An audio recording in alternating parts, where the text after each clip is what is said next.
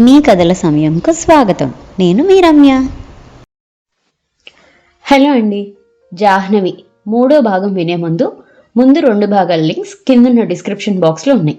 ముందుగా అవి వినేసి 3వ భాగం వినండి. ఇక కథలోకి వెళ్ళిపోదాం. జాహ్నవి తన దినచర్యలో రాజాతో కలిసి గడపటం ఒక నిర్దిష్టమైన కార్యక్రమంగా పెట్టుకుంది. ఉదయం గాని సాయంత్రం గాని శివశంకరం గారి ఇంటికి వెళ్ళి రాజాతో కనీసం 1 గంట అయినా గడుపుతుంది. రాబర్ట్, యాదయ్య జాహ్నవి నీడలా వెంటే ఉంటారు. మొదటి రోజు జాహ్నవి వెళ్ళినప్పుడు రాజా అస్సలు మాట్లాడలేదు. మంచానికి కట్టేసి ఉన్న అతను నిద్రపోవటం లేదు. కళ్ళు తెరిచి పైకప్పుకేసి చూస్తున్నాడు. జాహ్నవి అతని మంచం దగ్గరికి వచ్చింది. హలో అంటూ పలకరించింది. అతను కళ్ళు తిప్పి జాహ్నవికేసి కోపంగా చూసి మళ్ళీ పైకప్పుకేసి చూడసాగాడు. నా పేరు జాహ్నవి, అందరూ జాను అంటారు. తనని తను పరిచయం చేసుకుంటున్నట్లుగా అంది. అతను విననట్లుగా ఊరుకున్నాడు. జాహ్నవి చనువుగా స్నేహపూరిత కంఠంతో చెప్పింది, నేను రంగనాథం గారి అమ్మాయిని. రంగనాథం గారు ఎవరో తెలుసా? మీ నాన్నగారికి స్నేహితుడు. రాజా కస్సుమన్నట్లు కళ్ళు తిప్పి జాహ్నవిని చూశాడు. నాకు నాన్న గిన్నా ఎవడు లేడు. లేడని నీకెలా తెలుసు? అతను ఒళ్ళు మండినట్లుగా చూశాడు. నువ్వు జాహ్నవి అని నీకెలా తెలుసు? అతని చేత వాగించడమే జాహ్నవి లక్ష్యం. నేను జాహ్నవిని కాదని నేను అనుకోవటం లేదు. నువ్వే నీ పేరు రాజా అయితే కాదని బుకాయిస్తున్నావు. అతను కళ్ళెర్ర చేసి చూశాడు. నేను రాజాని కాదని 1,00,000 సార్లు చెప్పాను. కాకపోతే ఎవరివి? అతను చాలా విసుగ్గా చూశాడు. మీరంతా పిచ్చివాళ్ళు, మీకెంత చెప్పినా అర్థం కాదు. మీతో నేను అరవదలుచుకోలేదు. పోనీ అర్థం అయ్యేట్టు చెప్పరాదు? నేను రవిని, అంతే. అయితే నువ్వు ఎక్కడుండేవాడివి? అతను జాహ్నవిని కోరగా చూశాడు. సమాధానం చెప్పలేదు. అతను హఠాత్తుగా మెడ దగ్గర నరాలు ఉప్పి కనిపించేలా అరిచాడు. నీకెందుకు చెప్పాలి? నేను చెప్పను. పో, నా ఎదుటి నుంచి పో. తర్వాత అతను జాహ్నవితో మాట్లాడలేదు. ఆయాసంతో ఆవేశంతో ఒగరుస్తూ ఉండిపోయాడు. మై గాడ్, ఈ పిచ్చివాళ్ల మధ్య నుంచి నాకు విముక్తి లేదు. పైకొప్పు కేసి చూస్తూ పళ్ల బిగున అనుకున్నాడు. అతని అరుపులు విని నర్సు వచ్చింది. అతను మంచం మీద ఆ కట్లు తెంచుకోవటానికి తన్నుకోసాగాడు. అతని యాతన నరకయాతనగా ఉంది. కాళ్ళు చేతులు కొట్టుకుపోయి రక్తం బాగా వస్తుంది. కానీ అతను ఆ బాధను లక్ష్య పెట్టడం లేదు. నర్సు అతన్ని చూసి టేబుల్ దగ్గరికి వెళ్ళి అక్కడి నుంచి సిరంజి తీసి ఇంజెక్షన్ బాటిల్లో నుంచి ఇంజెక్షన్ తీసుకుంది. ఆమె చేస్తున్న పని చూడగానే కొట్టుకోవటం మానేశాడు. నర్స్ దూది తీసుకొని ఇంజెక్షన్ తెస్తుంది. ఇంజెక్షన్ పట్టుకొని వస్తున్న నర్సును చూడగానే అతని కళ్ళు పెద్దవైనాయి. మొదట పళ్ళు బిగించి నర్సును చంపేయాలన్నంత క్రూరంగా ఉన్నాయి. ఆ చూపులు నర్సు అడుగులు వేసి దగ్గరకొస్తున్న కొద్దీ అతని చూపులలో కఠినత్వం తగ్గింది. అదే చూపు, కోడే వయసు చిరుతపులి వేటగాడి వలలో చిక్కుపోయి అది తెంచుకోలేని నిస్సహాయత్వం. అతని ముఖం ఎర్రగా కందిపోయింది. కళ్ళు చురుగ్గా మారి సూదుల్లాంటి చూపులతో తీక్షణంగా చూస్తున్నాయి. ముక్కుపుటాలు పెద్దవై ఊపిరి పీలుస్తూ విడుస్తున్నాయి. అందమైన పలువరుస క్రింద పెదవని రక్తం వచ్చేటంత గట్టిగా నొక్కి పట్టింది. ఆ క్షణంలో అతను బద్దలయ్యే అగ్నిపర్వతంలా పొగలు కక్కుతున్నాడు. అతని ముఖం నిండా, మెడ నిండా, ఒంటి నిండా చెమటలు పట్టినాయి. నర్స్ చేతిలో ఉన్న ఆ ఇంజెక్షన్ని అతను మృత్యువుని ఎదుర్కొంటున్న వ్యక్తిలా చూడసాగాడు. జాహ్నవి నర్సు చేతిలో ఇంజెక్షన్ చూస్తూ అడిగింది, ఏమిటిది? గార్డినాల్ అంది నర్సు. వద్దు, అవసరం లేదు, ఇవ్వద్దు. అతను గొడవ చేస్తుంటే నిద్రకి ఇమ్మని డాక్టర్ గారు చెప్పారు. వద్దు, అతనికి ఆ ఇంజెక్షన్స్ ఇవ్వనవసరం లేదు. నేను చెప్పానని చెప్పు.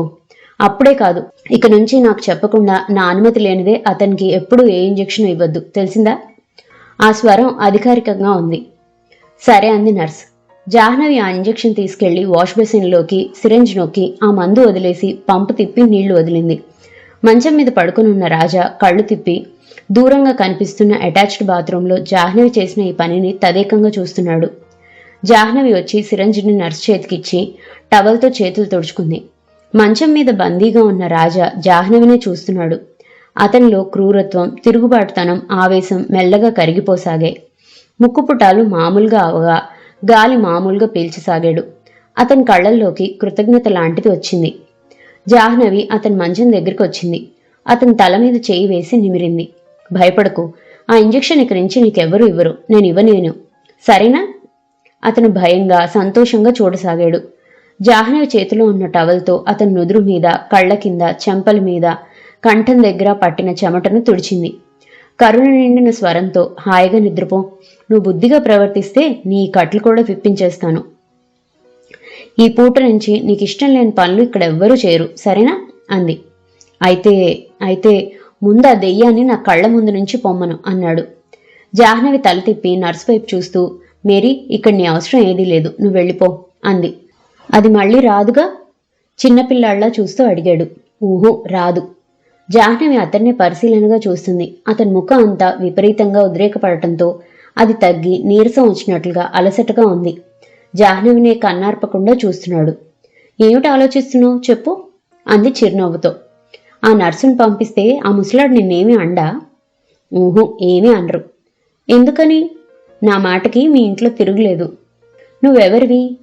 జానుని, నీ చిన్నప్పటి స్నేహితురాల్ని. నీకు గుర్తు రావటం లేదు కదూ? ఊహు, నువ్వు నాకసలు తెలియవు అతను ముఖం తిప్పుకుంటూ అన్నాడు. పోనీ గాని బత్తాయి రసం తాగుతావా? ఊహు. ఎందుకని? అందులో మత్తుమందు ఉంటుంది. ఉండదు. ఉంటుంది, నాకు తెలుసు. ఇంజెక్షన్ ఇవ్వలేదుగా. ఆ నర్సు అక్కడికి పోయి బత్తాయి రసంలో మత్తుమందు మాత్రలు కలుపుతూ ఉండుంటుంది. జాహ్నవి నవ్వింది. నీకంత అనుమానం అయితే నేను ఒక పని చేయనా? ఏమిటది? ఆ రసం ఇక్కడే నీ కళ్ళెదుటే తీసిస్తాను. అతను ఆశగా చూసి అంతలోనే అనుమానంగా తల అడ్డంగా తిప్పేశాడు. పోనీ నేను సగం తాగి నీకివ్వనా? అతను క్షణం ఆలోచించి సమ్మతించాడు. జాహ్నవి వెళ్లి బత్తాయిలు తెచ్చి అతని ఎదురుగానే రసం తీసి గ్లాసులో పోసి తను సగం తాగి అతనికిచ్చింది. మంచం ఏటుపాలుగా చేయగానే అతను ఆ రసం తాగాడు. ఆ తాగటం చాలా దాహం వేసిన మనిషి నీళ్లు తాగినంత ఆబగా ఉంది. జాహ్నవికి అతన్ని చూస్తే జాలేసింది. అతను దాహం వేసినా ఆకలి వేసినా బలవంతంగా ఆపుకుంటున్నట్లుగా అనిపించింది. జాహ్నవి అతనికి పుస్తకాలు చదివి వినిపిస్తానంది. పుస్తకాలు చదివే ముందు నీకే పుస్తకాలంటే ఇష్టం అని అడిగింది. Romantic, fiction, true war stories అన్నాడు. జాహ్నవి ఆలోచించింది. రాజాకి పంచతంత్రం, రామాయణం, భారతం అంటే ఇష్టం. ఇప్పుడు romantic, fiction, true war stories అంటున్నాడే. జాహ్నవి ఈ పాయింట్ గుర్తుపెట్టుకుంది. అవతల గదిలోకి వెళ్లి తిరిగి వస్తూ, ఆ పుస్తకాలు లేవు, పంచతంత్రం తెచ్చాను, చదవనా అంది. చట్, నేనేమైనా చిన్నపిల్లాడినా అన్నాడు. జాహ్నవి పుస్తకం పక్కన పెట్టేసి, ఏమైనా రికార్డ్స్ వినిపించనా అంది. తల ఊపాడు. ఏ రికార్డ్స్ వినిపించను? పన్నాలాల్ ఘోష్ వేణువా, రవిశంకర్ సితారా? వాళ్ళవి నేను అంతగా వినను. మరేవి వింటావు? ఆబా రికార్డ్స్ వింటాను. కార్పెంటర్స్, బీజీస్, ఎల్విస్ ప్రెసితి నాకు చాలా ఇష్టం. జాహ్నవి విచిత్రంగా చూసింది. రాజా విన్న రికార్డ్స్కి వీటికి సంబంధమే లేదు. నిజంగా రాజాని ఇంకెవరైనా ఆహ్వానించలేదు కదా? ఆ పూట మేడ మీద నుంచి క్రిందకి దిగి వచ్చిన జాహ్నవి శివశంకరం గారితో ఇదంతా చెప్పింది. ఆయన అంతా విని, నేను చెప్పలేదమ్మా, వాడిని ఆ రవి అనే దెయ్యం ఆవహించి ఉంటుంది. ఇన్నాళ్ళు అనవసరంగా ఏదో జబ్బు అనుకొని డాక్టర్లను నమ్మాను. సుందరం మొదటి నుంచి చెప్తూనే ఉన్నాడు. సుందరం ఎవరు? మా బావమరిది. వాడికి తెలిసిన మంత్రగాడెవడో ఉన్నాడట. ఎలాంటి దెయ్యాలనైనా వదిలించేస్తాడట. అతన్ని పిలిపించమని చెప్తాను. జాహ్నవి ఆదుర్దాగా చూసింది.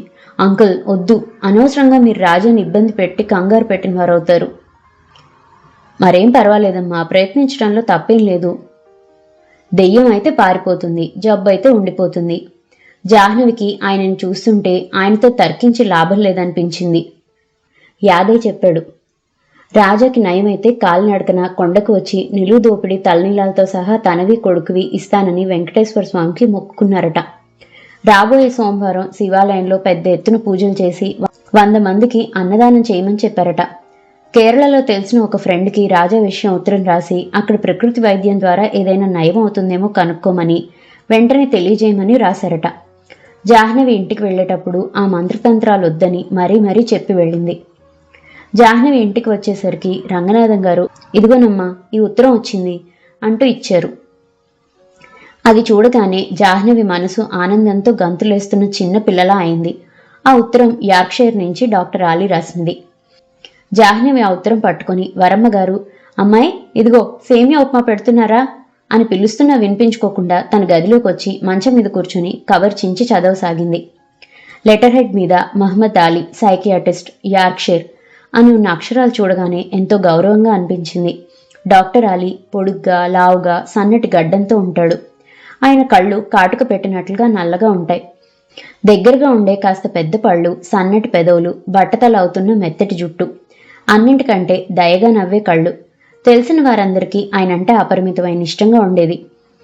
వయోవృద్ధ భేదం లేకుండా అందరితోనూ జోక్స్ వేస్తూ సరదాగా నవ్విస్తూ ఉంటాడు.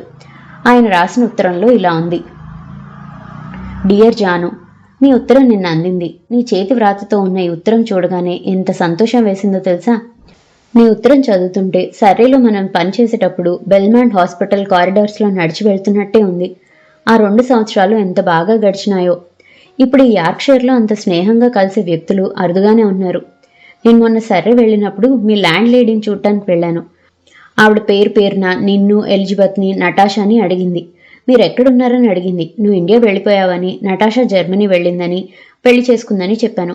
నటాషా ఉత్తరాలు రాయటం మానేసింది. పెళ్ళైందిగా, సంసారంలో పడిపోయినట్లుంది. ఉత్తరాలు రాయటం లేదు. ఇక అసలు విషయానికి వస్తాను. నువ్వు రాసిన కేసు గురించి 1కి 2 సార్లు చదివాను. ఆ కుర్రాడు అంత హఠాత్తుగా మారటానికి కారణాలు ఏమై ఉంటాయా అని ఆలోచించాను. స్ప్లిట్ పర్సనాలిటీ కాదని తెలిసిందని రాసావు. మరి ఇంకేమై ఉండాలి? పూర్వజన్మ వృత్తాంతం అయితే అతను ఊరు, వ్యక్తుల పేర్లు క్షుణ్ణంగా చెప్పగలగాలి. అది లేదంటున్నావు. నేను ఈ మధ్య ఇలాంటి కేసే ఒకటి నయం చేశాను. ఆ కేసు గురించి చెప్తాను విను. 2 నెలల క్రితం నా దగ్గరికి మార్గరెట్ అని ఒక అమ్మాయిని తీసుకొచ్చారు. ఆ అమ్మాయి వయసు 20 సంవత్సరాలు ఉంటాయి. తల్లి ఉంది. తండ్రి ప్లేన్ యాక్సిడెంట్లో మరణించాడట. మార్గరెట్ తల్లి సాంప్రదాయాన్ని చాలా గౌరవించే మనిషి. మతాన్ని నమ్ముతుంది. మార్గరెట్ని చాలా కఠినంగా పురాతన పద్ధతులతో పెంచి పెద్ద చేసింది. మార్గరెట్ లేవగానే ఏ పనులు చేయాలో ఆవిడే చెప్తుంది. ఆ వరుస క్రమానికి కాస్తంత అటు ఇటు అయినా ఊరుకోదు. నిర్దాక్షిణంగా శిక్షిస్తుంది. ఉదయం లేవగానే తల్లిని చూడగానే గుడ్ మార్నింగ్ మమ్మీ అనాలి. ఏనాడైనా అనకపోతే ఆ రోజంతా మార్గరెట్ని గదిలో పడేసి అన్నం నీళ్లు ఇవ్వకుండా తలుపులు వేసి బందిఖానా చేసి తలుపులు తీసేది కాదు. ఆదివారం వస్తే చర్చికి వెళ్లి తీరాలి. పెద్దలు కనిపిస్తే అతి మర్యాదగా ప్రవర్తించాలి. ఆడపిల్ల కాబట్టి ఎప్పుడూ బిగ్గరగా నవ్వకూడదు. మెల్లటి స్వరంతో నాజూక్గా మాట్లాడాలి. స్నేహితులు ఆవిడ ఎన్నిక చేసిన వాళ్లే ఉండాలి. ఎవరితో పడితే వారితో స్నేహం చేయకూడదు. ఏ పని చేసినా ఇంటి గౌరవం, తండ్రి గౌరవం గుర్తుపెట్టుకోవాలి. వేసుకునే బట్టలు వదులుగా బుట్టబొమ్మలా ఉండాలి తప్ప శరీరంలో ఒంపు సొంపులు కనిపించకూడదు. అలా చేస్తే మగవాళ్ళని కావాలని రెచ్చగొట్టినట్లు అన్నమాట. ఒక ఫైన్ మార్నింగ్ మార్గరెట్ లేస్తూనే మారిపోయింది. పక్క బట్టలు తన్నేసి పల్చట్ నైట్ గౌన్తో నౌకర్ల ముందుకు వచ్చేసింది. తల్లిని చూసి గుడ్ మార్నింగ్ చెప్పకపోగా ఎవరి డెవిల్ అంది. తల్లిని, నౌకర్లని గుర్తుపట్టలేదు. తను మార్గరెట్ని కానని, పేరు తెరిసా అని, వీళ్ళెవరో తనకు తెలియదని అరుస్తూ ఆ నైట్ గౌన్తోనే ఇంట్లోంచి పారిపోయింది. వీధుల వెంట తిరుగుతూ అందరి చూపులని ఆకర్షిస్తూ ఇష్టమైన వాళ్ళని కౌగిలించుకొని చేతులు ముద్దు పెట్టుకుని డార్లింగ్ అని, అంకుల్ అని వరుసలు కలుపుతూ నానా బీభత్సం చేసేసింది. తల్లి మూర్ఛ వచ్చి పడిపోయింది. తర్వాత నౌకర్ల సాయంతో ఎలాగైతేనే వీధుల్లో పడి పారిపోతున్న మార్గరెట్ని పట్టుకుని బంధించి డాక్టర్ల వద్దకు తీసుకెళ్ళింది. వాళ్ళు ఆరోగ్యం అంతా సరిగ్గానే ఉందని రిపోర్ట్స్ ద్వారా తెలుసుకున్నారు. సైకియాట్రిస్ట్ అయిన నాకు రిఫర్ చేశారు. నేను సైకాలజిస్ట్ని పరీక్ష చేయమంటే ఆవిడ పరీక్ష చేసి ఏమీ లేదనంది. నేను మార్గరెట్తో 2 నెలలు ప్రతి వారానికి 2 రోజులు చొప్పున గడిపాను. చివరికి ఆమె మనసును లోతుకు తెరిచి చూస్తే తేలిందేమిటంటే మార్గరెట్కి అసలు మతి చాంచల్యం ఏమీ లేదు. ఎవరో ఆహ్వానించిన మాట కూడా పూర్తిగా అబద్ధం. హిట్లర్ లాంటి వాళ్ళ అమ్మ బారి నుండి తప్పించుకోవటానికి ఎత్తు వేసింది. మార్గరెట్ ఎప్పుడు తల్లిని తల్లి అనదు, హిట్లర్ అంటుంది. ఆవిడ ఆంక్షలతో మార్గరెట్ విసిగిపోయింది. ఇరుగు పొరుగు స్కూల్లో పిల్లలు అందరూ ఒక రకంగా ఉంటే తను మాత్రం ఒక రకంగా ఉండాల్సి వచ్చేది. కాదని చెప్పే ధైర్యం లేదు. తల్లి అంటే చిన్నప్పటి నుంచి విపరీతమైన భయం. చివరికి ఒక నవలలో ఒక వ్యక్తిని ఇంకో వ్యక్తి ఆవహించడం అనే కథ చదివి అది తను ప్రాక్టీస్ చేసేసింది. నేను మార్గరెట్ తల్లిని కూర్చోబెట్టి చెప్పాను, కాలం మారింది, కాలంతో పాటు పద్ధతులు మారాలి అని నచ్చ చెప్పాను. ఆవిడ భర్త చచ్చిపోయినా ఇంకెవరితోనూ ఎలాంటి సంబంధం పెట్టుకోకుండా ప్రతి ఆదివారం చర్చికి వెళ్తూ సోషల్ వర్కర్గా పుణ్యకార్యాలు చేస్తూ అతి పవిత్రమైన జీవితం గడుపుతుంది. తన కూతురు కూడా అలాగే ఉండాలి, గౌరవం తెచ్చుకోవాలని ఆవిడ ఆకాంక్ష. నేను ఆవిడకి ఇలా చెప్పాను, చూడమ్మా, నువ్వు నీ కూతురువి ఎలా కాలేవో నీ కూతురు కూడా అలా నీలాగా కాలేదు. ప్రతి వాళ్ళకి జీవితంలో ఒక రుచి అనేది కావాలి. అది వారి వారి ఇష్టాలని బట్టి ఉంటుంది. చాలా మంది పిల్లలు అనగానే నా రక్తం కదా అనుకుంటారు. నేను శాసించినట్లు మెలగాలి, ఆ అధికారం నాకుంది అనుకుంటారు. అందులో తల్లిదండ్రులు ఇద్దరిలో ముఖ్యంగా తల్లిలో ఈ భావన అత్యంత అధికంగా ఉంటుంది. వీళ్ళు నా సొత్తు అని భావిస్తారు. ఆ భావనతోనే వాళ్ళు స్వార్థం అనేది లేకుండా పిల్లల్ని చూడగలుగుతారు. కానీ పిల్లలంటే ఎవరు? వ్యక్తులు. ఏ పువ్వు జన్మ ఇచ్చిన చెట్టులా ఉండదు కదా. పువ్వు పూసేంత వరకు దానికి శక్తి ఇవ్వటం వరకే చెట్టు యొక్క కర్తవ్యం. పువ్వు అనే దాని సృష్టి కోసం చెట్టు తన బలాన్ని ఇస్తుంది. ఆ బంధం అంతవరకే పరిమితం. పిల్లలు కూడా అంతే. మా రక్తం పంచుకొని పుట్టావు, మేం పెంచాం, నువ్వు మాలాగనే ఉండు అంటే ఏ బిడ్డ ఉండదు. సృష్టి ధ్యేయం అది కాదు.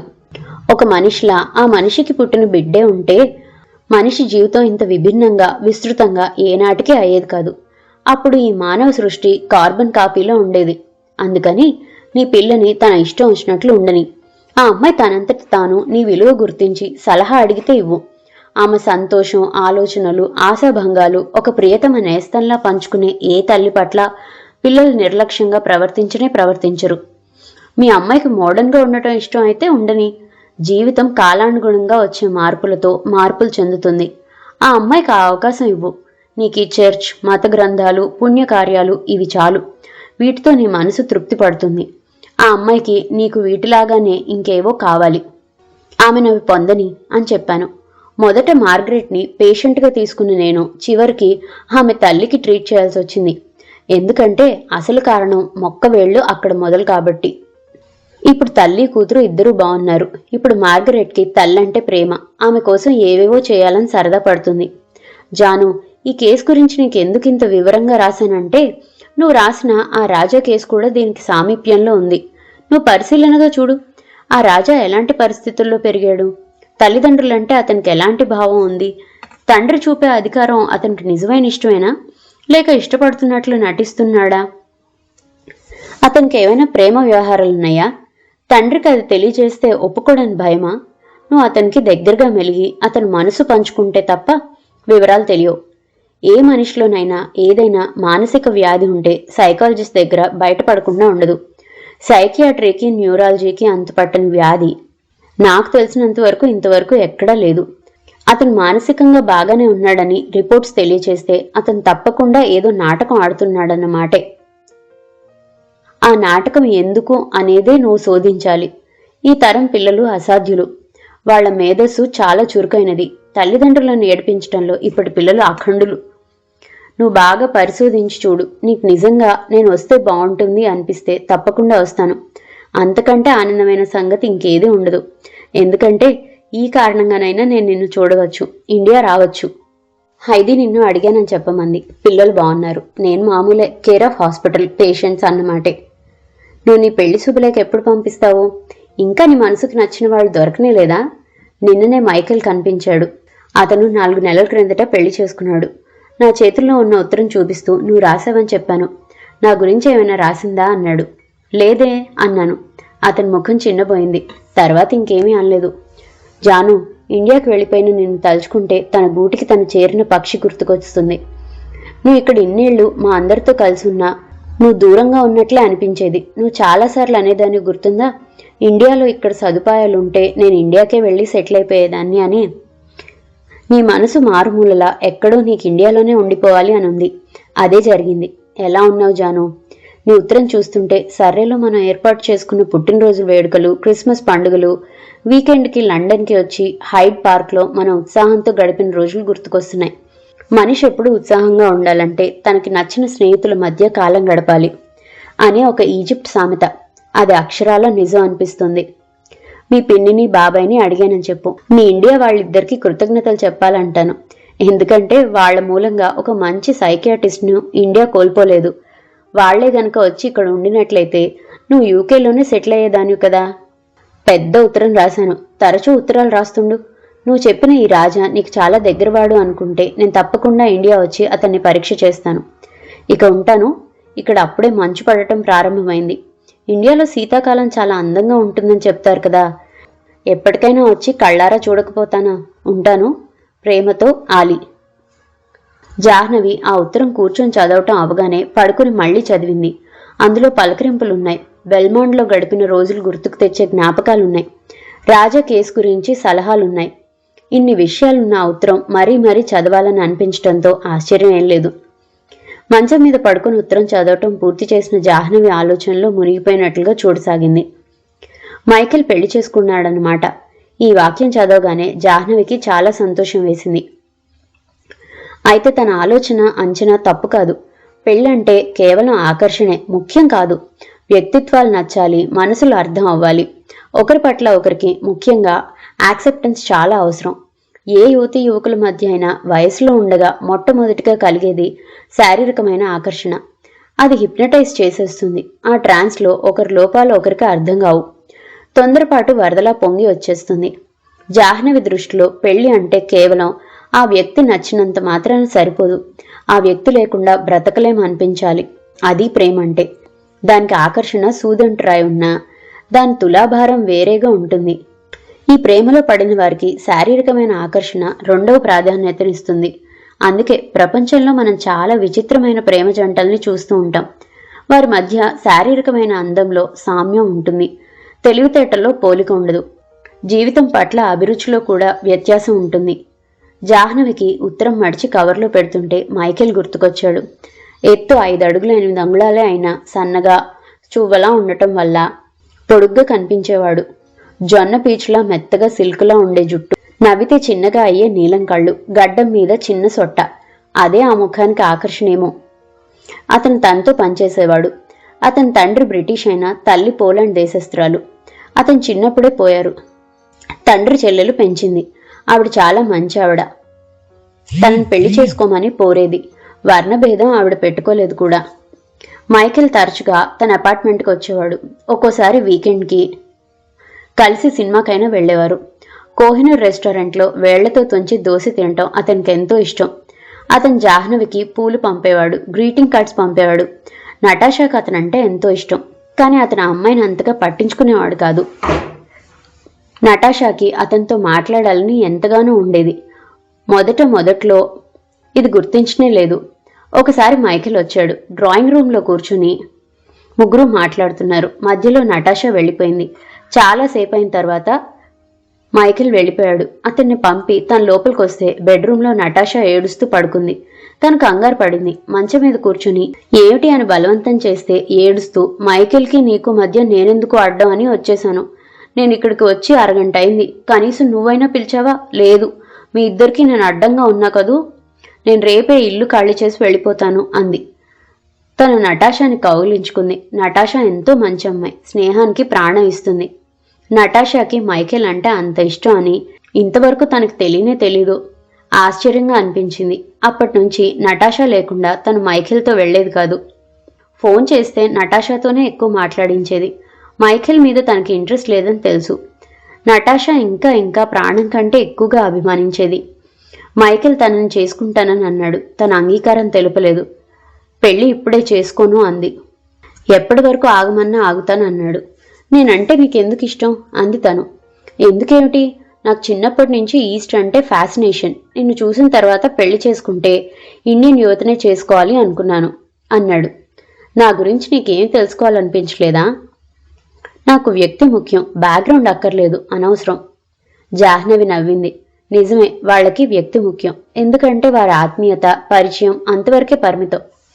ఆ వ్యక్తి కుటుంబంలో కావాలని నియమం లేదు. ఏదైనా ఇష్టం లేకపోతే విడిపోతారు. అది చాలా సహజం. కుటుంబాలలో వచ్చే ఇబ్బందులు వాళ్ళకేమీ ఉండవు. అదే మనకైతే ఒక పెళ్లిని రద్దు చేసుకోవాలి అంటే ముందు కుటుంబాల గురించి ఆలోచించాలి. చెల్లెళ్లకు పెళ్లిళ్ళు అవుతాయా లేదా, నాన్న ప్రతిష్ఠ దెబ్బతింటుందా, అమ్మని పుట్టింటి వారు దెప్పుతారా, ఇన్ని ఆలోచించాలి.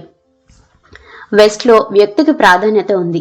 వ్యక్తి ఇష్ట ప్రకారం అన్నీ జరగాలి. అతని జీవితానికి ప్రాధాన్యత ఇవ్వవచ్చు.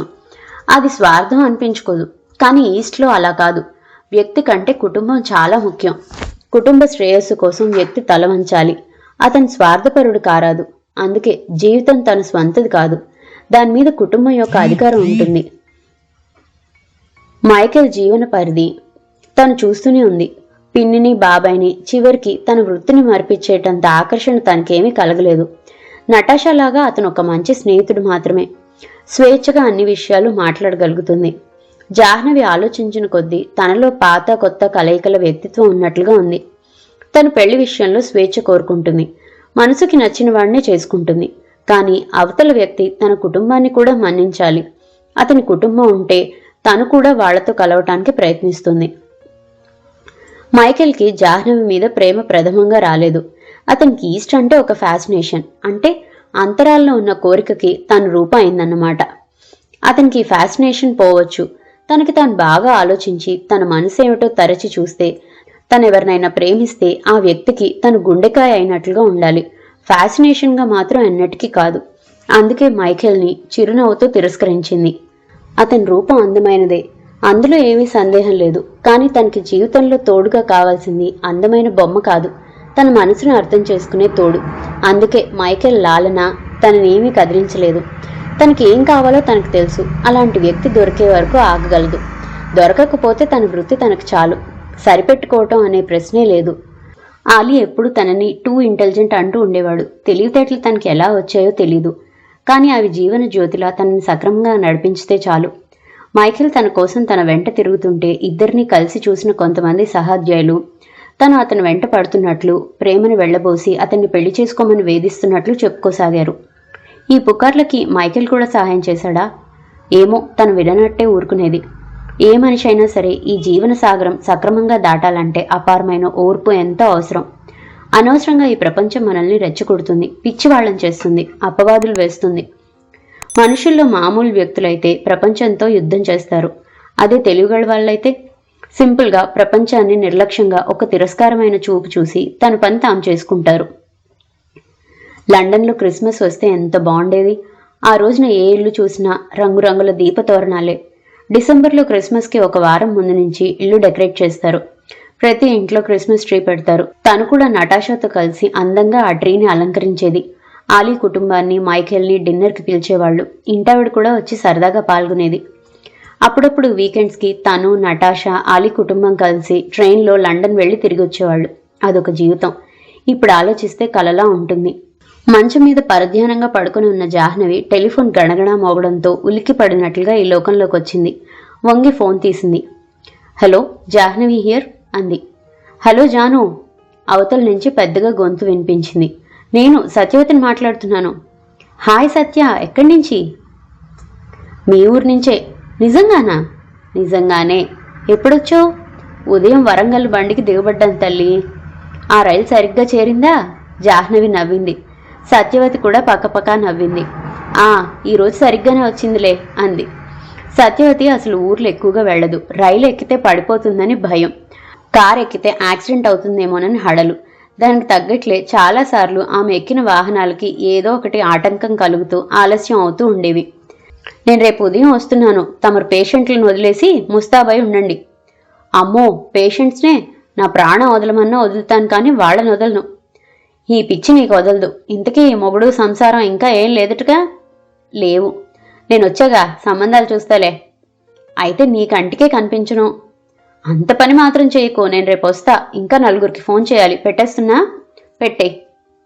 రేపు వస్తున్నా, మర్చిపోకు సుమా అని హెచ్చరించింది. ఫోన్ పెట్టేసింది. జాహ్నవి ఫోన్ పెట్టేసి కూర్చుంది. ఇంతలో వరమ్మ గారు వచ్చింది. ఈ గదిలోకి వచ్చి కూర్చొని ఎంతసేపైనా రావేమిటే? ఇదిగో సేమియా ఉప్మా అంటూ ప్లేట్ అందించింది. ఆవిడకి, ముత్యమ్మకి ఎప్పుడూ ఏదో ఒక పిండి వంట చేస్తుంటే గాని తోచదు. తినమని చంపుతారు. రంగనాథం గారు మొహమాటం పోయి తిని అప్పుడప్పుడు అరాయించుకోలేక అజీర్తి చేసి సుస్థి పడుతుంటారు. జాహ్నవి ఒక చెంచా తిని చూసి, తినాలనిపించటం లేదు పిన్ని, నోరు చేదుగా ఉంది అంది. చాలాసార్లు ఇట్లాగే తప్పించుకుంటూ ఉంటుంది. పిన్ని, సత్యవతి వచ్చిందట, రేపు వస్తానని ఫోన్ చేసింది అంది. ఆ పేరు వినగానే ఆవిడ ముఖం సంతోషంగా అయింది. రాణి, రేపేదైనా స్పెషల్ చేయించమని చెప్తాను అంది. జాహ్నవి చేయి కణతకి ఆనించుకొని అనుకుంది. సత్యవతి రాక ఆవిడికి సంతోషం, తనకి ఇబ్బంది. పిన్నికి, బాబాయ్కి అప్పచెప్పి తను పారిపోవాలని అనుకుంది.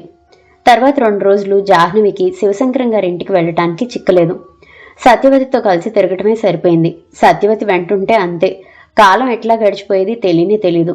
చాలా మాటకారి. ఆ రోజు వస్తూనే జాహ్నవిని చూస్తూ, ఇదేమిటి, బొత్తిగా అన్నం తినడానికి కూడా టైం లేనంతగా ఉందా నీ ప్రాక్టీసు? ఇంత చిక్కిపోయావు అంది. నా వెయిట్ 5 సంవత్సరాల క్రితం ఎంత ఉందో ఇప్పటికీ అంతే ఉంది. నువ్వే తిండి తింటం తప్ప ఇంకేది పనిలేనట్టు అంతలావయ్యో అంది నవ్వుతూ. ఎక్కడ లావయ్యాను? సన్నగా ఉన్న నీ పక్కనే ఉండటం వల్ల ఇలా కనిపిస్తున్నానేమో తనను చూసుకుంటూ అంది. వెంట 3 పిల్లలున్నారు. వాళ్ళని చూపిస్తూ, ఇదిగో నా ప్రొడక్షన్స్, బెస్ట్ పిక్చర్స్లా లేరు అంది. పిల్లలు ఆరోగ్యంగా, ముద్దుగా, బొద్దుగా ఉన్నారు. జాహ్నవి నవ్వుతూ తలూపింది. పిల్లల పేర్లు చెప్పింది. వాళ్ళు చదివే క్లాసులు, తెచ్చుకునే బహుమతులు, వాళ్ళ అలవాట్లు, వాళ్ళకెవరి పోలిక వచ్చింది గడగడా చెప్పేసింది. సత్యవతి తీరే అంతా ఒకటే మాట్లాడేస్తుంది. పినతండ్రి కూతురు పెళ్లిట, చీరలు కొనటానికి షాపుకు వెళ్ళాలట, బయలుదేరమంది. బాబోయ్, ఆ చీరల సెలక్షన్ నాకేం వస్తుంది అని తప్పించుకోబోయింది. అవును పాపం, ఏ సెలక్షన్ రాకుండానే తమరు ఇంత మంచి చీరలు కడుతున్నారా? కంఠం తగ్గించి రహస్యంగా, లేక సెలక్షన్ చేసి తెచ్చిపెట్టే ఫ్రెండ్ ఎవరైనా ఉన్నాడా అంది. చిపో అంది జాహ్నవి. చిన్నప్పటి నుంచి అంతే, ఆటలు పట్టిస్తుంది. సత్యవతి అంది. అయినా నీ సెలక్షన్ ఎవడికి కావాలోయ్? మనల్నేమా అవి చూడటానికి? నేను ఇప్పటికీ నా చేతి మీదుగా కనీసం 15-20 పెళ్లిళ్లకైనా చీరలు సెలెక్ట్ చేసి ఉంటాను. అన్ని చోట్ల ఫస్ట్ మార్కులే అనుకో. పదా, బయలుదేరు. నీతో కూర్చొని మాట్లాడే తీరిక నాకు లేదు. అలా షాపింగ్ చేస్తూ కలిసి గడుద్దాం. బరమ్మగారు మినపసున్నుండలు, కారపూస, అరటిపళ్ళు తెచ్చిపెట్టింది. సత్యవతి పిల్లలు కూడా అత్యంత ఇష్టంగా వాటిని తిన్నారు. ఇలా తింటారు కాబట్టే అంతలావు అనుకుంది జాహ్నవి. ఆ రోజు తప్పనిసరిగా సత్యవతితో వెళ్ళింది. 5:30 అయినప్పటి నుంచి టైం అయింది వదలమని గోల పెడితే చివరికి వదిలేసరికి 8:30 అయింది. సారీ అమ్మా, చిన్ననాటి ఫ్రెండ్ని కదా, నేను చూస్తుంటే ఆ ఉత్సాహం అంతా వచ్చేస్తుంది అంది చిలిపిగా. ఆ మర్నాడు అంతే. 2 రోజులు ఇట్టే గడిచిపోయినాయి. 3వ రోజు సాయంత్రం క్లినిక్కి వెళ్ళి వచ్చేటప్పుడు జాహ్నవి శివశంకరం గారి ఇంటికి వచ్చింది. ఈ 2 రోజుల నుంచి కనీసం ఫోన్ చేద్దామని అనుకున్నా వీలు కాలేదు. జాహ్నవి వచ్చేసరికి శివశంకరం గారు లేరు, పని మీద బయటికి వెళ్లారు. రాజా ఏం చేస్తున్నాడు? మెట్లెక్కి పైకి వెళ్తూ అడిగింది. యాదయ్య పైన గదిలోనే ఉన్నాడమ్మా అన్నాడు. జాహ్నవి గదిలోకి వచ్చింది. గదిలో అడుగు పెట్టగానే చెకుతురాలైనట్లు నిలబడిపోయింది. రాజా గదిలో కుర్చీకి కట్టేసి ఉన్నాడు. అతను ముందుకు వంగిపోయి కూర్చున్నాడు. ఒంటికి షర్ట్ లేదు. అతని వీపు నిండా, జబ్బల నిండా వాతలు తేలి ఉన్నాయి. యాదయ్య, రాబర్ట్, మేరీ అరిచింది జాహ్నవి. రాబర్ట్ వచ్చాడు. రాజా ఒంటి నిండా ఈ వాతలేమిటి అరిచినట్లుగా అంది. నిన్న అబ్బాయి గారికి వైద్యం జరిగిందమ్మా వినయంగా చెప్పాడు. వైద్యమా? ఏం వైద్యం? భూత వైద్యులు వచ్చారు, చాలాసేపు పూజలు చేశారు, నిమ్మకాయలు కోశారు, అబ్బాయి గారిని వేప మండలతో, చీపురు కట్టలతో చాలాసేపు బాదారు. జాహ్నవి కోపంతో వెర్రెక్కిన దానిలా చూసింది. మీరు మనుషులేనా? కట్టిపడేసిన మనిషిని అలా బాదుకుంటారా? నాకేం తెలుస్తుందమ్మా, అయ్యగారు చేయించారు అని రాబర్ట్ గదిలోంచి బయటికి వెళ్ళిపోయాడు. జాహ్నవి కేకలకి రాజా తలెత్తి చూశాడు. అతని జుట్టు ముందుకు పడుతుంది. చెంపల మీద వాతలు తేలి కనిపిస్తున్నాయి. కుడి కన్ను మీద నల్లగా వాచి కమిలిపోయి ఉంది. అతని కళ్ళు చాలా దీనంగా ఉన్నాయి. అతనిలో ఎదురు తిరిగి పోరాడే ఆశ అడుగంట ఆవిరైపోయినట్లుగా ఉంది. జాహ్నవి గబాలన దగ్గరికి వచ్చింది. అతని కుర్చీలో ముందు కొంగిపోయి ఎందుకు కూర్చున్నాడో ఇప్పుడు అర్థమైంది. వీపు మీద వాతలు బాగా ఉన్నాయి. 2-3 చోట్ల రక్తం వచ్చి గాయమైంది. అతను మంచం మీద పడుకోలేడు, వెనక్కి ఆనుకొని కూర్చోలేడు. జాహ్నవి అతని దగ్గరగా వచ్చి తల మీద చేయి వేసింది. నేను రాకపోవటం వల్ల ఇంత అఘాయిత్యం జరిగింది అంది. అతని కళ్ళు బాధని బలవంతంగా భరుస్తున్నట్లుగా గిట్ట ఖర్చుకుపోతున్నాయి. చాలా బాధగా ఉందా? కరుణతో చూస్తూ అడిగింది. ఆ మాట వినగానే అతని పెదవుల మీద చిరునవ్వు కదిలింది. ఆ చిరునవ్వు మరుక్షణంలో విరగబడి నవ్వే పిచ్చి నవ్వుగా మారింది. జాహ్నవి అతని చేతి కట్లు ఊడదీయసాగింది. రాబర్ట్ చప్పున గదిలోకి వచ్చాడు. అమ్మా, వారిస్తున్నట్లుగాను హెచ్చరిస్తున్నట్లుగా ఉంది ఆ స్వరం. నువ్వు అవతలికి వెళ్ళు రాబర్ట్. అయ్యగారు వస్తే నేను నచ్చ చెప్తాను. ఆ కంఠం అధికారికంగా ఉంది. రాబర్ట్ తప్పనిసరి అవతలికి వెళ్ళాడు. అయినా అక్కడి నుంచి పరీక్షగా జాహ్నవిని చూస్తూనే ఉన్నాడు. జాహ్నవి రాజా కాళ్లకున్న కట్లు కూడా విప్పేసింది. అతని భుజాలు పట్టుకొని లేవదీసింది. అతని కాళ్ళు గుదులు పట్టుకుపోయిన వాళ్ళ మెల్లగా లేచాడు. మంచం చూడగానే భయంగా, వద్దు వద్దు, నేను దాని మీద పడుకోలేను, నాకు ఇక్కడే బాగుంది, కూర్చుంటాను అన్నాడు. అతని కన్నులు బాధతోనూ నిస్త్రాణతోనూ మూతలు పడిపోతున్నాయి. పర్లేదు, ఇలారా, నేను చెప్తాను. జాహ్నవి అతన్ని పట్టుకొని మంచం వైపు నడిపించింది. 2 అడుగులు అతి కష్టం మీద వేసిన అతను ఇక నడవటానికి శక్తి లేనట్లు కూలిపోయాడు. జాహ్నవి అతన్ని పట్టుకొని ఆపింది. దగ్గరకు లాక్కొని భుజాన్ని కానించుకొని పట్టుకొని తీసుకెళ్లి మంచం మీద కూర్చోబెట్టింది. బీరువాలో ఉన్న మందు తెచ్చి అతనికి రాయసాగింది. అతను ఆ మందు గాయానికి తగలగానే మంటతో కెవ్వుమని అరిచాడు. కాసేపు బాధగా అనిపించినా గాయం త్వరగా నయమవుతుంది, ఈ మాత్రలు వేసుకో అని ఇచ్చింది. అతను తిరస్కరించలేదు. జాహ్నవి చెప్పినట్లు వేసుకున్నాడు. ఆమె అతని ముఖం మీద పడుతున్న జుట్టు పైకి తోసింది. నీకు మంచి నిద్ర పడుతుంది, భయపడాల్సిందేమీ లేదు, తల్లి పసిపాపకు చెప్పినట్లు చెప్పింది. అతను తల వెనక్కి వాల్చి కళ్ళు మూసుకొని చేయి పిడికిలు బిగిస్తూ, భయమా? లేదు, నాకేం లేదు అన్నాడు. అతను పక్కకు తిరిగి పడుకున్నాడు. జాహ్నవి ఫ్యాన్ వేసింది. నేను పిచ్చివాణ్ణి కాదు, నేను పిచ్చివాణ్ణి కాదు, నేను పిచ్చివాణ్ణి కాదు. ఆ గొంతు మత్తుగా ఏడుపుతో నిస్సహాయంగా అంటుంది. నేను పిచ్చివాణ్ణి కాదు. మత్తులో నిద్రిస్తున్న అతని పెదవులు తాగిన వాడిలా అస్పష్టంగా ముద్దగా పలికినాయి. జాహ్నవి అతను నిద్రపోయే వరకు అలాగే చూస్తూ కూర్చుంది. కమిలిన ముఖంతో ఉన్న అతన్ని చూస్తుంటే ఆమె మనసు ద్రవించినట్లయింది. అతన్ని తదేకంగా చూస్తుంటే జాహ్నవి కళ్ల ముందు మరో జ్ఞాపకం కదులుతుంది. పల్లెటూళ్ళలో దీపపు వెలుగు గుడ్డిగా ఉన్న గదిలో చిరిగి పీలికలైన చీర జాకెట్తో మరో వ్యక్తి అచ్చు ఇలాగే అంటుంది. నేను పిచ్చిదాన్ని కాను, నేను పిచ్చిదాన్ని కాను జాను, నేను పిచ్చిదాన్ని కాను. 8 సంవత్సరాల బాలిక ఆవిడ చేయి 2 చేతులతోనూ పట్టుకొని, నువ్వు పిచ్చిదాన్ని కాదమ్మా ఏడుస్తూ అంటుంది. జాను, ఏది ఏది ఇంకొక్కసారి ఆ మాటను తల్లి. ఆవిడ లేచి కూర్చుంటూ అంది. నువ్వు పిచ్చిదాన్ని కాదమ్మా. జాహ్నవికి ఏడుపు వచ్చేసింది. తలరేగి చీర చిరిగి వేలాడుతూ ముఖం కలిమిన ఆవిడ చిన్నపిల్లల ఆ 8 సంవత్సరాల చిన్నపిల్లను కౌగిలించుకొని ఏడుస్తూ, నా తల్లే, నా బంగారు కొండ, నువ్వు ఒక్కదానివి నమ్మితే చాలు అంది. మామయ్య, అత్తయ్య వాళ్లే పిచ్చివాళ్లు, జాహ్నవి కసిగా అంది. 8 సంవత్సరాల పిల్ల ఆరిందలా తల్లిని సముదాయిస్తుంది. 30 సంవత్సరాల తల్లి చిన్నపిల్లల జాను భుజం మీద సేద తీరుతుంది. జాహ్నవి కళ్లల్లో నీటి పొర కమ్మింది. ఇంతలో శివశంకరం గారు ఆతురతగా పైకి వచ్చారు. ఆయన అక్కడ మంచం మీద పడుకొని నిద్రపోతున్న రాజాను చూడగానే ప్రాణం వచ్చిన వారిలా చూశారు. జాహ్నవి చప్పును కళ్ళు తుడుచుకుంది. శివశంకరం గారిని చూడగానే జాహ్నవి, అంకుల్, ఏమిటిలా చేశారు? మీ మూర్ఖత్వం మూలంగా రాజాకి మతిస్థిమితం రావటమేమో గాని ముందు ఆరోగ్యం నాశనం అవుతుంది. అసలు ఈ 4 రోజుల్లో నేను చూసినప్పటికీ ఇప్పటికీ ఎంత చిక్కాడో తెలుసుగా. చూడండి, ఆ శరీరం ఒక్కసారి చూడండి, ఎలా వాతలు తేలిందో. కాస్తలు తప్పింది గాని లేకపోతే కన్ను శాంతం పోయేది అంది. ఆయన ఖిన్నుడైనట్లు చూశారు. రాజా వైపు చూస్తుంటే ఆయన పితృహృదయం ఎంత విలవిల్లాడిపోతుందో చూసేవారికి ఇట్టే అర్థం అయిపోతుంది. ఏమిటనమ్మా, ఏ పుట్టలో ఏ పాముందో అన్నట్లు ఏది పనిచేస్తుందో రాజా మామూలు మనిషి అవుతాడో అర్థం కాని అయోమయంలో పడిపోయాను. లేకపోతే వాడికి ఇంత చిన్న దెబ్బ తాకితే నా మనసు విలవిల్లాడిపోయేది. అలాంటిది నేను దగ్గరుండి కళ్ళారా చూస్తూ ఇన్ని దెబ్బలు కొడుతుంటే భరించగలగటానికి ఎంత నరకయాతన పడ్డానో నీకెలా తెలుస్తుంది? వద్దమ్మా, ఈ బాధ ఎవరికీ చెప్పుకోలేను. చెప్పుకున్నా తీరేది కాదు. ఈ నరకయాతన ఏనాడో మహాపాపం చేశాను, అది అనుభవిస్తున్నాను, అంతే అంతే. తను తొందరపడి ఆయన మీద చికాకు పడినందుకు జాహ్నవి లోపల సిగ్గుపడింది. ఆయన స్థితిలో తనుంటే తను కూడా అలాగే చేసేదేమో అనిపించింది. కొద్దిసేపు అయిన తర్వాత ఇద్దరూ మేడ మీద నుంచి దిగి కిందకు వచ్చారు. అంకుల్, నేను మిమ్మల్ని కొన్ని ప్రశ్నలు అడగాలి అంది జాహ్నవి. అడుగమ్మా అన్నారాయన. ఇద్దరు డ్రాయింగ్ రూమ్లో కూర్చొని ఆయన పక్కనే జరిగిన ఫ్లవర్ వేజ్ని సరిగ్గా టేబుల్ మధ్య భాగంలో పెట్టారు. జాహ్నవి చాలా జాగ్రత్తగా ఒక్కొక్క ప్రశ్న వేసి సమాధానం రాబడుతూ అవి చెప్పేటప్పుడు ఆయన ముఖ కవళికలు పరిశీలనగా చూడసాగింది. ఆయన ఎలాంటి దాపరికం లేకుండా మనసు విప్పి మాట్లాడసాగారు. అంకుల్, చిన్నప్పటి నుంచి రాజా ఎలా ఉండేవాడు? ఎలా ఉండేవాడు? అందరి పిల్లల్లాగానే ఆరోగ్యంగా, అందంగా, బొద్దుగా, ముద్దుగా ఉండేవాడు. రాజా తర్వాత మీకు మళ్ళీ పిల్లలు పుట్టలేదా? లేదమ్మా, లేదు. వీడు కడుపులో పడిన క్షణం నుంచి కమల సుస్థిగానే గడిపింది. డాక్టర్ అసలు గర్భం నిలవటమే కష్టం అని చెప్పింది. మందులతో ఎలాగో కాపాడుకుంటూ వచ్చాం. ప్రసవించిన తర్వాత 12 పిల్లాడిని చూసి కమల మురిసిపోయింది. మళ్లీ గర్భం వస్తే ఆమె ప్రాణానికే హాని కాబట్టి అప్పుడే డాక్టర్లు ఆపరేషన్ చేశారు.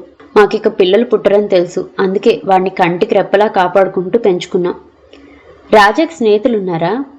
వాడికి నేను వాళ్ళమ్మ ముఖ్య స్నేహితులం. తల్లితో కూడా చనువు నాకంటే తక్కువే. నాతోనే వీలైనంత ఎక్కువగా గడిపేవాడు. ఆయన వెనక్కి వాలి ఆ గతాన్నంతా అనుభవిస్తున్న వాళ్ళ చెప్పసాగారు. రాజా ఆరోగ్యం ఎప్పుడూ అంతంత మాత్రంగా ఉండేదా అంకుల్? ఊహు, బంతిలా ఉండేవాడు. దేనికైనా భయపడేవాడా? వాడా? ఊహు, మేమే వాడిని గురించి ఆహర్నిశలు భయపడుతూ ఉండేవాళ్ళం. ఎందుకని? ఎందుకంటే ఒకసారి ఏమైందో తెలుసా? వాడికి 10 సంవత్సరాల వయసు. అప్పుడు స్కూల్ నుంచి వస్తుండగా కార్ ఆఫ్ చేసి డ్రైవర్ని లాగి కొట్టి రాజాని ఎత్తుకుపోయారు. నిజంగా? ముందుకు వంగి ఆశ్చర్యంగా అడిగింది. నిజంగానే. ఆనాడు మేం పడిన వేదన అంతా ఇంత కాదు. డ్రైవర్ స్పృహ వచ్చిన తర్వాత రక్తం కారుకుంటూ వచ్చి చెప్పగానే మేము నిలువున నీరైపోయామంటే నమ్ము. కమల అయితే ఆ మాట వినగానే స్పృహ తప్పి పడిపోయింది. నేను ధైర్యం తెచ్చుకొని పోలీస్ రిపోర్ట్ ఇచ్చాను. తీరా ఆ ఎత్తుకుపోయిన దొండగులెవరో తెలుసా? నా దాయాదులే. నాగరాజ్ అని మా పినతండ్రి కొడుకు. వాడికి ఆస్తి ఉండేది, అంతా సర్వనాశనం చేసుకున్నాడు. నేను నా ఆస్తిని వ్యాపారంలో పెట్టి 4 రెట్లు పెంచుకున్నాను. వాడికి కొడుకులున్నారు, వాళ్ళు కూడా వెధవలే, పచ్చి దాగుపోతులు. రాజాని చంపేస్తే ఈ ఆస్తికంతా వాళ్లే వారసులవుతారు. దానికోసం పిల్లాడి ప్రాణం తీయటానికి తయారయ్యారు ఆ నీచులు. సమయానికి పోలీస్ సహాయం సరిగ్గా అందబట్టే రాజా బ్రతికిపోయాడు. తర్వాత నేను రాజా క్షేమం గురించి, ఆస్తి గురించి పకడ్బందీగా బందోబస్తు చేశాను. శ్రద్ధగా వింటున్న జాహ్నవి కాస్త ఆగి అడిగింది, ఈ సంఘటన రాజా మనసు మీద ముద్ర వేసిందా? ఆ రాత్రి వేళ చాలా రోజుల వరకు అరుస్తూ లేచి కూర్చునేవాడు. నేనప్పుడు ఏం చేశానో తెలుసా? ఏం చేశారు? రాజాని స్కూలే మాన్పించేశాను. వాడి చదువు అంతా అప్పటి నుంచి ఇంట్లోనే. ట్యూషన్కి మాస్టర్లను పెట్టించాను. ప్రైవేట్గా పరీక్షలు రాసేవాడు. రాబర్ట్ ఎప్పుడూ కాపలాగా ఉండేవాడు. అయితే రాజాకి బయట ఫ్రెండ్స్ ఎవరూ లేరా? ఎందుకు లేరు? నా బిజినెస్ పార్ట్నర్స్ కొడుకులు ఉండేవారు. నా బావమరిది కొడుకులున్నారు. రాజా వాళ్లతో బాగా కలిసేవాడా? బాగానే కలిసేవాడు, సరదాగానే ఉండేవాళ్ళు. ఆడపిల్లలతో ఎవరితోనైనా పరిచయం ఉందా?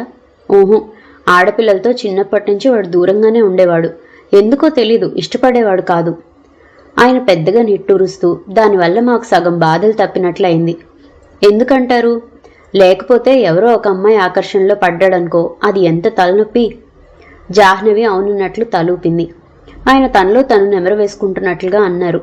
వాడెక్కడికి వెళ్ళినా ఎక్కడున్నా అరగంటకు ఒకసారి ఇంటికి మాకు ఫోన్ చేస్తూ ఉండేవాడు.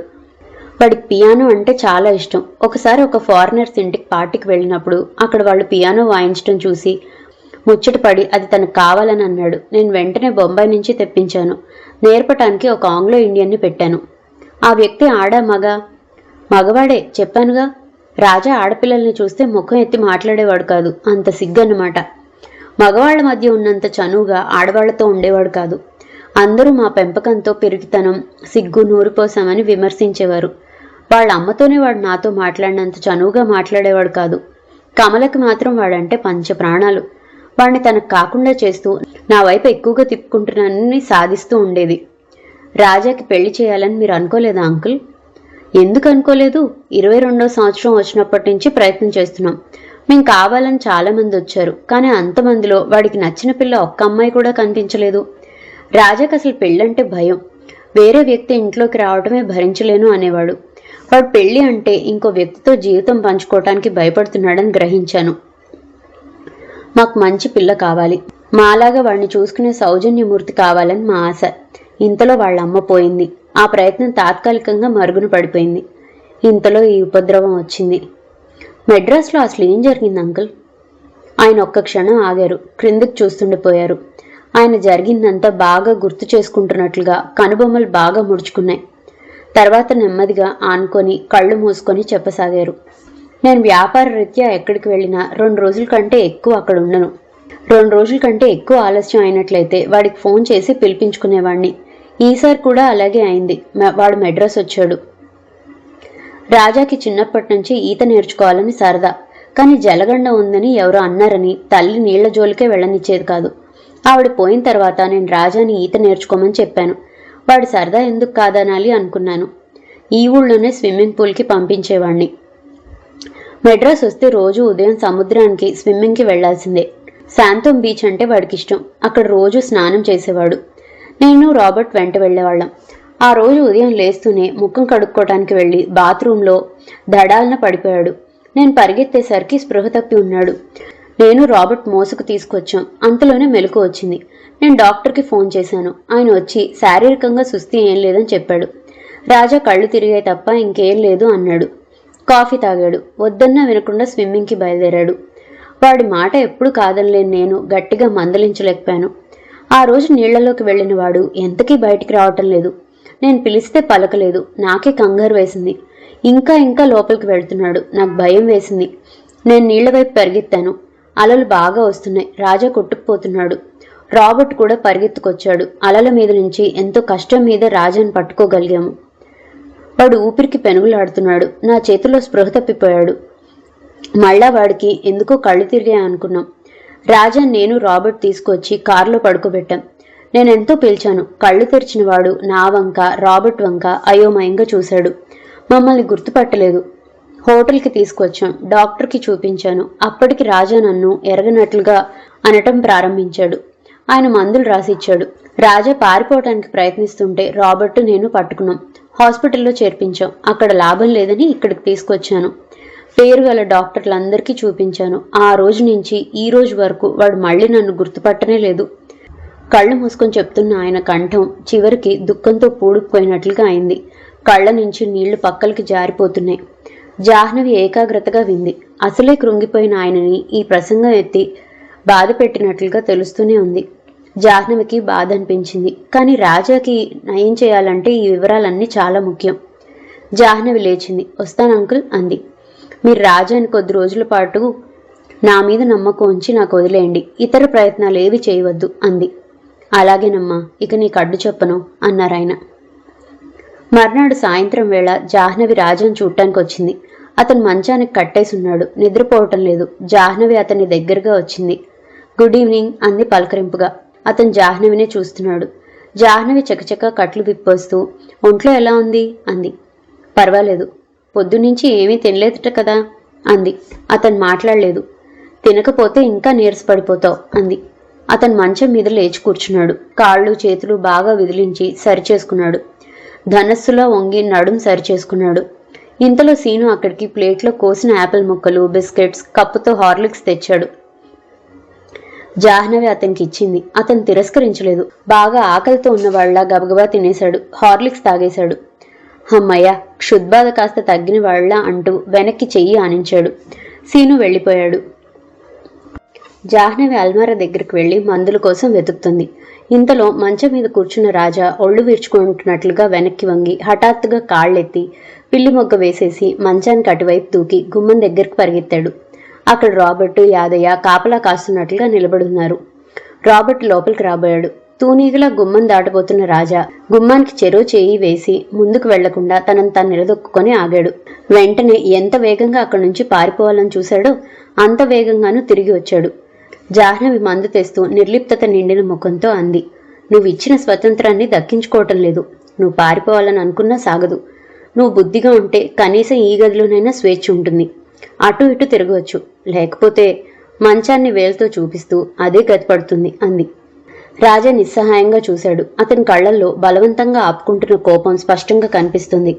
అది నిగ్రహించుకుంటూ వచ్చి అక్కడున్న కుర్చీలో కూర్చున్నాడు. జాహ్నవి మందు తెచ్చింది. ఏమిటది? నిటారుగా అవుతూ అడిగాడు. నీ గాయాలకు మందు నేను రాశాను, గుర్తులేదా? అతని చేతులు ఆమె ముందుకు జాపాడు. ఆమె మందు రాస్తుంటే ఇది నీకెలా చేతనైంది అన్నాడు. జాహ్నవి క్షణం ఆలోచించి తర్వాత అంది. నాకు తెలుసు. ఎందుకంటే నాకు ఒక డాక్టర్ ఫ్రెండ్ ఉంది. నేను ఆమె క్లినిక్లో సరదాగా పనిచేసేదాన్ని. అయితే నువ్వు నర్సువి కాదన్నమాట అనుమానంగా అడిగాడు. కాదన్నట్లు తల తిప్పింది. అతని కళ్ళల్లోకి కాస్త నిశ్చింత వచ్చింది. అమ్మయ్య, డాక్టర్ గారి మనిషితో మాట్లాడుతుంటే ప్రాణం హాయిగా ఉంది. కాస్త గట్టిగా నోట్లోంచి మాట వస్తే చాలు ఇంజెక్షన్ తెచ్చి పొడి చేస్తారు. హో, నరకంలో ఎమబట్లంతా ఈ లోకంలోకి డాక్టర్లుగా నర్సులుగా వచ్చారు కాబోలు. జాహ్నవి నవ్వింది. నాకు కూడా డాక్టర్లంటే భయమే సుమా. చిన్నప్పుడు జ్వరం వచ్చిందంటే డాక్టర్ దగ్గరికి తీసుకువెళ్లాలని మా పిన్ని బాబాయ్ అనుకుంటే చాలు మంచాల కింద బీరువా వెనక దాక్కొని చచ్చినా కంటికి కనిపించేదాన్ని కాదు. అతను ఆ కుర్చీలో వెనక్కి వాలాడు. జాహ్నవి అతని చేతులకి ఆయింట్మెంట్ రాసి ప్లాస్టర్ వేసింది. జాహ్నవిని తదేకంగా చూస్తున్న అతను పిన్ని బాబాయ్ వాళ్ళెవరు అన్నాడు. మా పిన్ని బాబాయ్ అంది. నీకు అమ్మా నాన్న లేరా? లేరు. నాకు కూడా లేరు అన్నాడు. జాహ్నవి అతనికి ఎదురుగా మోకాల మీద కూర్చొని అతని పాదం ఎత్తి తన తొడ మీద ఆనించుకొని మందు రాయసాగింది. అతను మందు రాస్తున్న జాహ్నవిని రెప్ప వాల్చకుండా చూశాడు. సన్నగా నాజూకుగా ఉంది. కంఠం ఎంతో కోమలంగా ఉంది. ఇలా మామూలు మనిషితో మాట్లాడి ఎన్నో యుగాలైనట్లుగా ఉంది. అసలు ఈ అమ్మాయి ఎవరు? ఈ అమ్మాయిని నమ్మవచ్చునా నమ్మకూడదా? అతను ఆలోచనలో పడ్డాడు. నువ్వేం చేస్తుంటావు అడిగాడు. పుస్తకాలు చదువుతాను, సినిమాలు చూస్తాను, బోలెడంతమంది ఫ్రెండ్స్ ఉన్నారు, వాళ్లతో కబుర్లు చెప్తాను, చుట్టాలింటికి వెళ్తాను. నాకు కాలక్షేపానికి తక్కువేం లేదు. అతను వింటూనే మళ్లీ క్రీగంటన గుమ్మం వైపు చూశాడు. అక్కడ రాబర్ట్ దెయ్యంలా కనిపించాడు. రాజా అతన్ని చూడగానే చప్పున కళ్ళు తిప్పుకొని వెనక్కి ఆనుకొని పడుకున్నాడు. నువ్వెవరివి? ఏదో ఒకటి అడిగినట్లుగా ఉంది ఆ స్వరం. అంటే అదే ఆ ముసలాడికి ఏమవుతావు అని. మేము దూర బంధువులం అవుతాం. నన్ను నీకిచ్చి పెళ్లి చేయాలని అనుకున్నారు. ఇంతలో నీకు జబ్బు వచ్చింది అంది. జబ్బా? నాకా? అతని ముఖం ఎత్తి ఒక్కసారిగా పెద్దగా నవ్వాడు. జాహ్నవి అతన్ని చూస్తుంది. ఆ నవ్వు కసిగా, కోపంగా ఉంది. అందులో ఉన్మాదం ఉందా లేదా అని పరీక్షగా చూస్తుంది. పెళ్లి మాట ఎత్తగానే అతని ముఖం ఎర్రబడటం జాహ్నవి గమనించింది. పర్వాలేదు, ఈ మాత్రం భావోద్వేగం ఈ మనిషిలో ఉంది అనిపించింది. జాహ్నవి కిందకి వచ్చింది. శివశంకరం గారు పుస్తకం చదువుతున్నారు. ఏమ్మా, ఏమిటి అన్నారు. అంకుల్, రాజా బట్టల బీరువా తాళాలు ఎక్కడున్నాయి? ఆయన డ్రాయర్ సొరుగులాగి తీసిస్తూ, ఇదిగో. ఎందుకు అన్నారు. రాజాకి డ్రెస్ మార్పించి అలా బయటకు కాసేపు తీసుకువెళ్తాను. రాజానా? బయటికా? ఆయన కళ్ళు పెద్దవైనాయి. జాహ్నవికి ఆయన భయపడుతున్నారని అర్థమైంది. పర్వాలేదు అంకుల్, మీరేం భయపడకండి. నా వెంటనే రాబర్టు, యాదయ్య వస్తారు అంది. ఆయన తాళం చెవుల వైపు ఒకసారి దీర్ఘంగా చూశారు. ఆయన ముఖం రక్తహీనంగా అయింది. ఆ తాళం చెవుల్ని మళ్ళా డ్రాయర్ సొరుగులో వేసేశారు. రాజాకి బట్టలే కదా కావాల్సింది, ఇప్పుడే 10 నిమిషాల్లో తెప్పిస్తానమ్మా అంటూ అలా 1 నిమిషం కూర్చో అన్నారు. వెంటనే ఫోన్ దగ్గరికి వెళ్లి ఒక నెంబర్కి కాల్ చేశారు. జాహ్నవికి ఆయన ధోరణి అంతుపట్టలేదు. చూస్తూ నిలబడింది. అవతల నుంచి ఫోన్ ఎవరో తీశారు. హలో రామ్లాల్, నేను శివశంకరం మాట్లాడుతున్నాను. రాజాకి డ్రెస్సులు కావాలి, 2-3 జతలు చూసి పంపండి. ఇప్పుడు కులాసాగానే ఉన్నాడు. అబ్బే, పెద్ద సుస్థి ఏమీ లేదు, చిన్న నలత. నేనే అనవసరంగా భయపడి హడావుడి చేశాను. ఓకే అని పెట్టేశారు. ఆశ్చర్యంగా చూస్తున్న జాహ్నవితో, జాను, ఏం లేదమ్మా, వాడు మళ్ళీ రాజాగా గుర్తు తెచ్చుకునే వరకు వాడి వస్తువులు ఏమీ తాకకూడదని అనుకున్నాను అన్నారు. 15 గంటలో ఇంటి ముందు స్కూటర్ ఆగింది.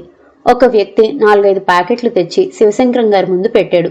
ఆయన వాటిని కనీసం చూడనైనా చూడకుండా జాహ్నవి వైపు తోస్తూ, తీసుకెళ్ళమ్మా, రాజాకివ్వు అన్నారు. జాహ్నవి ఆ పెట్టెలు తీసి బట్టలు తీసింది. దుకాణం వాళ్ళకి బట్టలు ఎవరికి పంపుతున్నారో తెలుసు. అవి అత్యంత ఖరీదైనవిగా, అధునాతనమైన ఫ్యాషన్స్తో ఉన్నాయి. ఒక దాంట్లో జీన్స్, ఎల్లో టీషర్ట్ ఉంది. ఇంకో దాంట్లో bell bottom pant, pink colour shirt ఉంది. మూడో దాంట్లో పైజామా, జోధ్పూర్ షర్టు ఉంది. శివశంకరం గారు వచ్చిన వ్యక్తికి డబ్బులు ఇస్తున్నారు. జాహ్నవి ఆ ప్యాకెట్స్ పట్టుకొని మెట్ల పైకి వచ్చింది. గదిలో కుర్చీలో 2 చేతులు చేర్చి గడ్డం క్రింద ఆనించుకొని ఎటో చూస్తూ సీరియస్గా ఆలోచిస్తున్న రాజా పాదాల ధ్వని, చీర రెపరెప విని ఇటు తిరిగాడు. ఇదిగో, నీకోసం బట్టలు తెచ్చాను, వాటిల్లో నీకేవి బాగున్నాయో చూసుకొని వేసుకో అంది. నాకా? ఎందుకు? మనం షికార్కు వెళ్దాం, నాతో నిన్ను కారులో తీసుకువెళ్తాను. అతని కళ్ళు మెరిసినాయి. నిజంగానా అన్నాడు. నిజంగానే, జాహ్నవి అంది. రాజా ఇంకేం మాట్లాడలేదు. ఆ పెట్టెలో చేతికి అందినవి తీసుకున్నాడు. మిగతా వాటిల్లో ఇంకా బాగున్నాయి ఉన్నాయేమో చూడాలనే కుతూహలమే కనిపించలేదు. గబాలను వచ్చేశాడు. అతను బట్టలు మార్చుకుంటుంటే జాహ్నవి అతని వైపు వీపు పెట్టి కిటికీ దగ్గర నుండి బయటికి చూడసాగింది. నేను రెడీ అన్నాడు అతను. జాహ్నవి ఇటు తిరిగింది. 1 నిమిషం రాజాను చూసి తెల్లబోయింది. అతను నీలం రంగు జీన్స్, పసుపచ్చ బనీన్తో స్మార్ట్గా ఉన్నాడు. ఆ బట్టలు అతికినట్లుగా సరిపోయినాయి. గడ్డం మాసి పెరిగి ఉంది గాని లేకపోతే అతను ఏ ఆర్కిటెక్టో, ఇంజనీరో, బిజినెస్ మ్యానో, ఎగ్జిక్యూటివో అన్నట్లుగా ఉన్నాడు. జాహ్నవి అతనికి దువ్వెనిచ్చి తల దూకోమంది. బాత్రూంలో వాష్ బేసిన్ దగ్గర ఉన్న అద్దంలో చూసుకుని దువ్వుకున్నాడు. తన చేయి క్రాఫ్ దువ్వుకుంటుంటే కళ్ళు చురుగ్గా ఆ బాత్రూం గోడల్ని నిస్తంగా పరిశీలించసాగినాయి. పైన వెంటిలేటర్ ఉంది. గ్లాస్ అద్దం, అడ్డంగా ఒకే ఒక్క ఇనుప కడ్డీ ఉంది. అతని యువతలకొచ్చాడు. ఇద్దరూ గది బయటికి వచ్చారు. అతను గుండెల నిండా గాలి పీల్చుకున్నాడు. ఎన్నో రోజుల తర్వాత అతను తనంతటి తాను నడుస్తున్నాడు. వాళ్ళిద్దరూ మెట్లు దిగుతుంటే ముందు రాబర్ట్, వెనక యాదయ్య రాసాగారు. వర్మగారి దగ్గరికి నేను రేపు స్వయంగా వస్తానని చెప్పండి. ఎవరితోనో మాట్లాడుతున్న శివశంకరం గారు హఠాత్తుగా ఆగిపోయారు. ఆయన జాహ్నవితో కలిసి మెట్లు దిగి వస్తున్న రాజాను చూశారు. రాజా నీట్గా తలదూకున్నాడు. మంచి బట్టలు వేసుకున్నాడు. ఆయన ఒక క్షణం చేస్తున్న పని మర్చిపోయినట్లుగా అలాగే నిలబడిపోయారు. జాహ్నవి నవ్వు ముఖంతో అంది, అంకుల్, అలా షికార్కు వెళ్ళొస్తాం. ఆయన ఈ లోకంలోకి వచ్చినట్లుగా చూశారు. అలాగేనమ్మా, వెళ్ళిరండి. డ్రాయర్ తీసి కారు తాళాలు ఇవ్వబోయి అంతలో మళ్ళీ జేబులోంచి వేరే తాళాలు తీసి యాదయ్య చేతికిచ్చి, యాదయ్య, కార్తీ అన్నారు. యాదయ్య తాళాలు అందుకొని వెళ్లి గ్యారేజ్లోంచి నల్లటి అంబాసిడర్ తీసుకొచ్చి పోర్టికోలో నిలబెట్టాడు. యాదయ్య కారు తెచ్చే ఈ 5 నిమిషాలు రాజా గుప్పెట్లు బిగించి బిగబెట్టిన పెదవులతో ఎటో చూస్తూ నిలబడ్డాడు. శివశంకరం గారు మాత్రం రాజానే చూస్తున్నారు. వస్తాం అంకుల్. జాహ్నవి బయటికి నడిచింది. రాజా జాహ్నవి వెంట బయటికి నడిచాడు. యాదయ్య, నువ్వు రాబర్ట్ వెనకెక్కండి అంది. స్టీరింగ్ వైపు డోర్ తెరిచి జాహ్నవి కారులో ఎక్కి స్టీరింగ్ దగ్గర కూర్చుంది. రాజా కారు ఎక్కి డోర్ వేశాడు. జాహ్నవి జాగ్రత్తగా పరీక్షించింది. కార్ డోర్ వేయటంలో ఎలాంటి తడబాటు, చేతకంతనం లేదు. ఆ కూర్చోవటం, ఆ డోర్ వేయటం ఎంతో అలవాటైన పనిలా ఉంది. కార్ బయలుదేరింది. కారు వెళ్తుంటే శంకరం గారు అటే చూస్తూ నిలబడ్డారు. ఇదండి జాహ్నవి 3వ భాగం. మరో భాగంతో మళ్ళీ కలుసుకుందాం. అంతవరకు సెలవు. ఈ కథ కనుక మీకు నచ్చినట్లయితే లైక్ చేయండి, షేర్ చేయండి. అండ్ మరిన్ని ఇంట్రెస్టింగ్ కథల కోసం ప్లీజ్ సబ్స్క్రైబ్ టు మీ కథల సమయం. Thank you.